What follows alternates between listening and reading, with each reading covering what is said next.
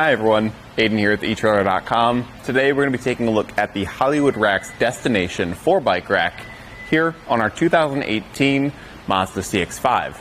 That's going to be a platform style rack, and it's going to hold the bike by the wheels with these wheel straps here, and primarily with this clamp on the frame right here. So that's going to just cinch down really tight and hold down our bike pretty well. Because it makes frame contact, we are going to want to avoid our carbon frame bikes. But because of the way these cradles work, they can slide up and down, rotate around 360 degrees. It will be okay for our alternative frame bikes, and our kids' bikes. It's going to be much more accommodating, and it does have a 35-pound weight capacity, so just make sure you're staying within those limits. Now, unlike some other platform-style bike racks, you cannot tilt this rack away from the vehicle. So if we need hatch access, we're either going to have to go through the back seat or get the bikes unloaded. So let's go ahead and get the bike unloaded right now. We'll start with these wheel straps here at the bottom, just because those aren't holding the bike upright. So I can do those pretty easily by pressing in this button and pushing out the strap.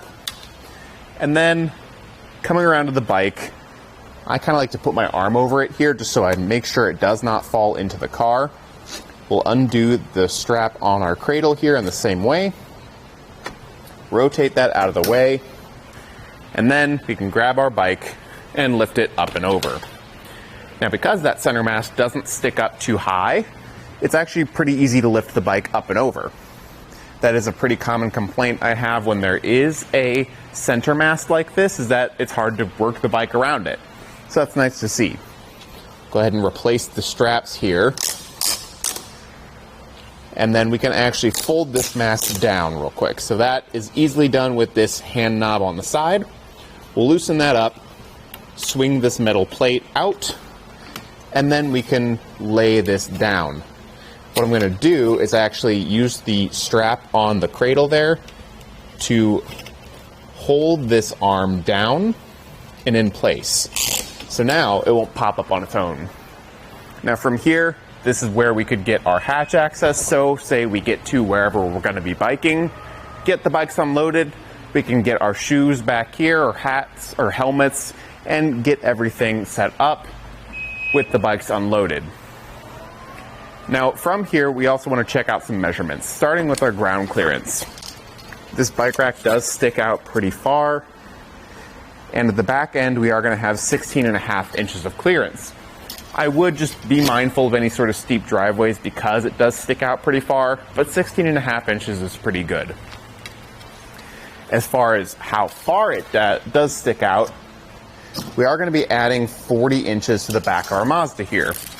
That is a fair bit of length added. We are going to want to watch out in any sort of tight parking spots or with our garage. We're not going to be able to get in there with the door closed, but we can pull this clip here and undo this hand knob here to fold the rack upright.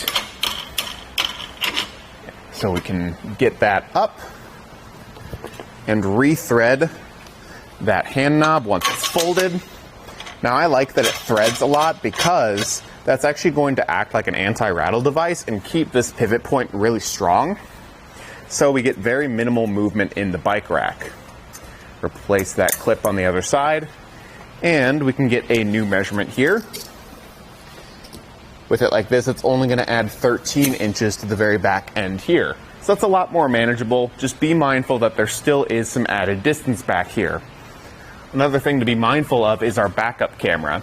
There is a small spot in the bike rack here where I think you could probably see, but it is going to obstruct the view quite a bit, so just be mindful.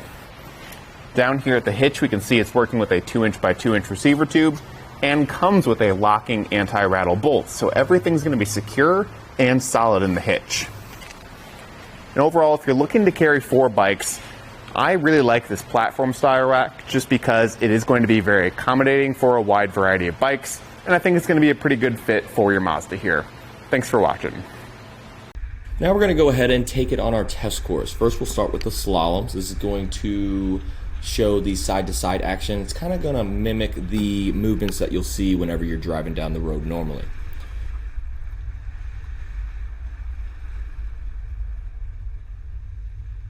Now we'll have the alternating speed bumps. This is going to be more so like the uneven roads and some of that uneven terrain you might be traveling on, and see how it holds up.